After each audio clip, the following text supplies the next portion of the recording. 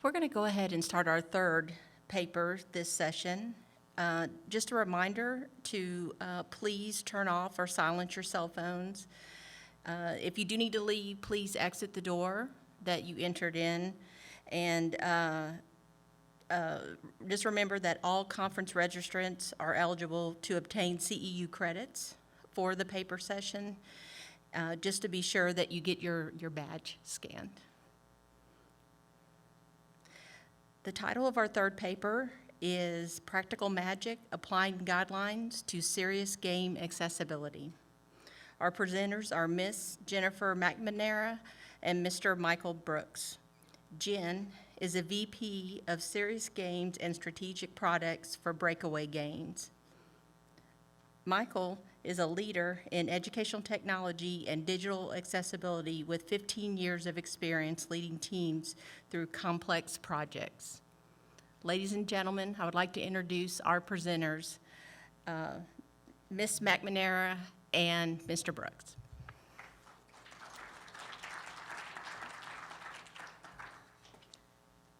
All righty. Thank you. So we're here today. We took a slightly different approach with our presentation than some other presenters. So our paper is absolutely packed full of links and references and discussion of a number of accessibility-related materials and guidelines. I am going to very, very quickly broad brush over some of those. The emphasis on the presentation is actually going to be a lot of the concepts that don't convey as well in text, but that we can show you better on screen. But please do go read the paper if you haven't already, because there is a lot more information there. It's really a rich amount of knowledge for you. So with that, I'm going to take you on a journey along the path of what I experienced. So we had a user who contacted one of our clients and asked the question you see before you. Why can't I access this product using JAWS, which is a commercial off-the-shelf screen reader technology? They actually followed it up and said, I can tell there's a video playing, but I don't have any video controls. Can you fix your video player? And of course, there was no video. It was a game that was showing an initial intro screen, but they had no way of knowing that because if you're blind, you can't perceive what's on screen unless assistive technology tells you what's going on. So that was my launch into a journey of trying to figure out what accessibility would look like in serious games. Now, the first thing I had to do was really learn about disabilities, right? So there really are such a wide and broad range of disabilities out there. Everything, most people tend to think of visual or motor, physical disabilities, but we've got auditory, we've got speech, and even cognitive disabilities. A range of them, they can co-occur. So really, there's no typical user you can reference because every single user is unique in some way. So when we look at those users, how is it that we can actually begin to address their needs? The best thing that we can do is turn to the use of standard assistive technologies. So if we look at those standard technologies, we can support those. Screen readers often take a large focus when we start talking about these technologies because they're one of the hardest to support. However, there are all sorts of different elements and components that we'll talk about in just a moment. So why do we do this? Most people in the room are probably familiar with the ADA by now, but in case you're not, since 2001, the United States Congress has actually mandated that all electronic information and communication technologies actually be accessible to people with disabilities. And in our community specifically, you can pile on top of that the FARs, FAR subpart 39.2, which comes along with all of our acquisition programs typically. Now, even though that's the case, many of you in the room are probably aware that advanced training applications, games, simulations, all of these XR technologies that people are talking about have really long been allowed exceptions or exemption to the Section 508 requirements. So the biggest sort of elephant in this room is for technologies that are considered military procurements related to critical national security systems. But there's a whole number of categories that can grant you an exemption or exception. If the budget just simply doesn't allow properly implementing things, if there's no other existing conforming product that is compliant, if actually implementing accessibility would make it that you would lessen the experience for most users. All of these are reasons we can use to be granted an exception or exemption legally from 508. And in our community, that's what most of us have been doing for far too long. We tend to provide equivalent experiences that might be a multiple choice or reading something, and we're really here to challenge you to sort of raise the level and the bar to really do a lot more than that for our users. So serious games really are different and unique. So I'm not here to talk about entertainment games. I'm not here to talk about games that are delivered on consoles. I'm specifically talking about games delivered over the web or as apps that are specifically using commercial game engines, Unity, leveraging HTML5, and the canvas for graphics delivery. And that's important because, as we'll talk about in a few moments, the way that assistive technologies work, they need direct access to your product. And they're not going to receive that if you're using anything that renders to a canvas for 3D graphics. So serious games are also different than entertainment games because they affect people's livelihoods. We can make hiring decisions, firing decisions, promotion decisions, selection decisions. So you really want to make sure that you're creating a fair space. They often exist within broader organizational contexts. So what this means is if an organization is putting out their website and they want to say that they're achieving a certain level of digital accessibility, your games that launch within that website will be required, or requested at least, to achieve the same level of digital accessibility. And we'll talk about those levels in a moment. So when we turned to try to find guidance for building accessible games, we really went out and surveyed, and we found there was really no guidance for us. But much like there was no design guidance for us when we started making serious games, we turned to those same communities. So we looked at what games do, we looked at what instructional systems do, and we looked at the web. So the first thing we did as good game developers, we went to the IGDA and their Games Accessibility Special Interest Group. That's the International Game Developers Association. All of their recommendations, and they have a lot of really good information out there, but the majority of it really focused on things like hardware, unique peripherals, or were written by like a game player who had a specific need and wanted to play a specific game. There were two sort of example guidelines that we found that were a little bit different. One was the Able Gamers Accessible Games, Accessible Player Experience Cards, and the other were the Game Accessibility Guidelines. These were really useful to our team for us to really learn about the universe of things that we would have to consider in creating serious games that are going to be accessible, but they still didn't give us a sense of what was required to go out and say, we've built an accessible game. They didn't give us that direct guidance. They didn't give us enough information. So for that, we turned to the web standards. So we went and we looked at WCAG. How many people in the room are familiar with WCAG or the web standards? Okay, just a few of you. So these are a set of evolving standards. Version 2.2 of them actually was just released about a month ago now. And they're recommendations basically to make all web content more accessible.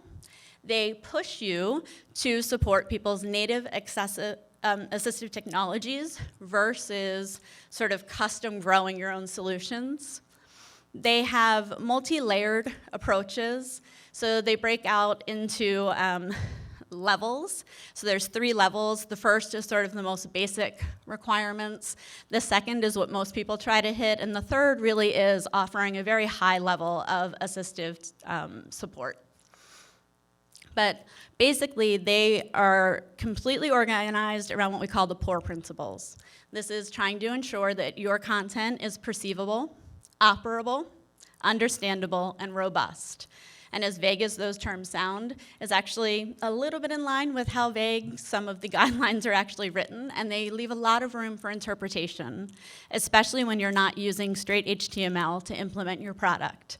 However, we did find that they were very useful for us to consider and try to comply with their spirit as we approach building an accessible game. So as we move forward now, we're going to start to show you some games and some design approaches that we took.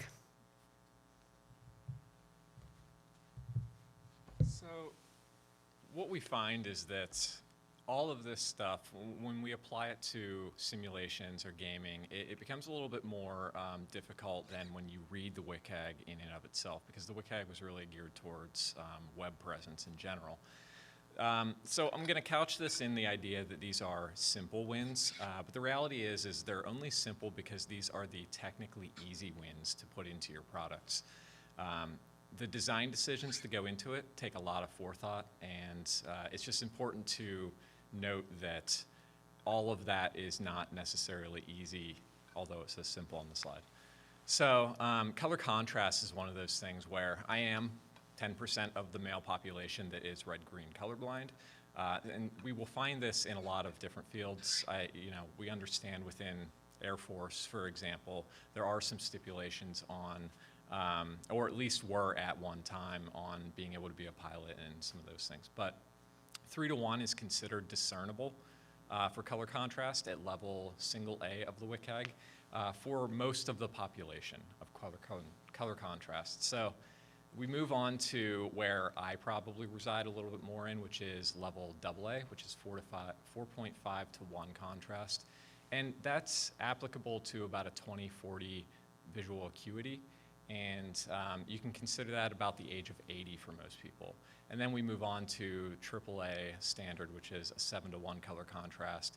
And they only go up to 7:1 because that's about a 20/80 vision. And anything beyond that, the user is probably going to be using some assistive technology. So we mentioned before that a lot of the products seem to a user to be sort of video-like, whether it's an animation within the simulation, it resembles video. And so we have a couple ways to apply the video guidelines to this, such as captions. Captions have to include things like audio description or audio cues in the background. If there's a door that opens and squeaks, you'd want to put that into the captions. But this also is going to affect itself within other areas of your simulation, even if it's not just a straight animation, if there's interactions. So when you interact with something, I like to give the idea that any time that there is a sound that machinery makes that is common, that should be added into the text description or the caption. And that moves on a little bit more into text descriptions. Anytime that you have on-screen instructions that are visual-based, we want to also include and pair that with text-based descriptions. And that's not a one-way street, because when we only have text-based descriptions, if we do not pair that also with some image-based description about how somebody is going to interact with the product, then they're not going to make the same cognitive connection. So these things go hand in hand. And then focusing a little bit more on the descriptions themselves, descriptions really should be concise and inclusive of all of the information that is relevant. And those two things are a really fine line. To give an example of that, I have one construction worker on the screen who is putting up a wall, bracing that wall, another worker who is maybe on his break just watching him work. And then the image below that, we can see Ziploc bag, sun, cloud, and really what is food coloring of water replicating the evaporation cycle in rain. In both of these contexts, it is sunny. However, in one of these contexts, it's important that we describe that the sun is present, whereas the other one is not. So the image context is very specific, and you don't need to include every element if it does not matter to the context. Instructions are another area for this. Tables, if you have data tables within your program or application, if they're complex tables, having some simple instructions about what data is going to be found, as well as how to navigate that table, in terms of what can be expected is important. So this is just going to be an example. I want to have everybody here. But the point of this is that we aim to do all of these things so that everything is programmatically determined. So machine readable just means that there is some sort of non-human element that can go in and read the semantic markup. So semantic structure, ARIA, or other areas of not obscuring our code is very important. Able gamers dash combating social isolation through play document. Able gamers dash combating social isolation through play. Link up our mission. Skip links navigate list. Skip the main content. Save page link. Save page link. Skip the footer list end. Skip links navigation region end. The Able Gamers Charity, the world's largest charity for gamers with disabilities. So as you can hear there, that's the voice of a screen reader. The most typical one by a little bit is JAWS right now, job access with speech. And these are some of the keyboard commands of it as well. But you can hear from that voice that can be cognitively taxing for a user to go through things and experience just a robotic voice. Now, you grow more used to it. I will say that, hearing from users who rely on it are very adept at listening to it and getting the context. However, it's important that we give them the same affordances in our UIs as other users. And the more markup that we can add, the more they're able to use commands like the ones that you see on the screen. It's not important that you read these or memorize these because you can reference these on the web. But the important thing is that your semantic markup of your simulations allows them to use the controls at their disposal. More importantly, when we add hotkeys, we do not want to override these keys. Fortunately, a lot of these manufacturers create their software with really finely detailed hotkeys that are not likely to override, but you should be cognizant of them. And user flow is sort of the last simple win where we think about how we want our users to move throughout the experience we're trying to develop for them. So the screen reader, it can be set up for different regions. So in the United States, we read left to right, top to bottom. It can be set up that way. And this is just giving you a visual of how that would flow through a website. So as we then look at how we would approach user flow in a more complicated product like a game, we still often would follow that top to bottom, left to right, representation here. So one way that we could mark up the screen would be with those numbers that we've just superimposed. To give you an idea, you could start here at 1, flow all the way across to 4, go into the middle region, and have all of these different elements read. However, you could also mark up your regions of the screen for repetitive navigation. So anything that advances you through the screen that's always going to be present would only be read the first time you approach it. You wouldn't have to keep hearing that over and over. Any different controls, if they're there and they remain there, you can leave them there and just have things broken into sections, so those sections could be skipped, as you heard in the example speech a little bit earlier. But then what happens when we get to a UI that looks something like this, and it's much more complex, where when you play this game, you're exploring, interacting with a number of different patients, with medical records, with medical charts, you're getting labs and results back. And if you don't have any disabilities when you play this game, you are approaching it from a perspective of really having user agency and control. But for me to ensure that you are aware of all the information in the product, I might have to make a trade-off and take away some of that agency to push the navigation through the game, through your user flow.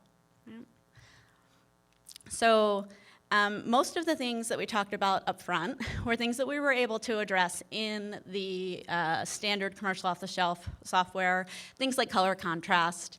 But when we move to things like supporting screen reading or elements where direct access to the code isn't possible because these 3D graphics and experiences are rendered on the canvas, then we start to talk about how can we support those assistive technologies. And the best approach that we found for this was to actually create a middleware layer. So we basically created a completely transparent hidden layer that sits over our games that allows you to interact with it.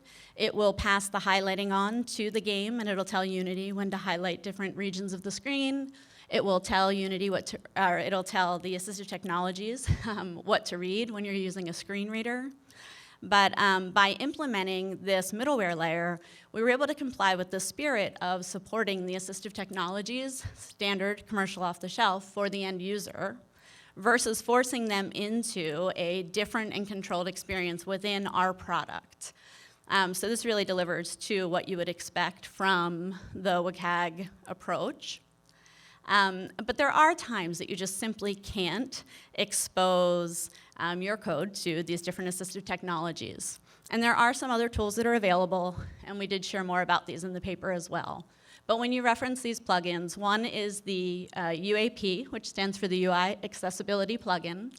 It allows you to support providing a screen reader replication within your game.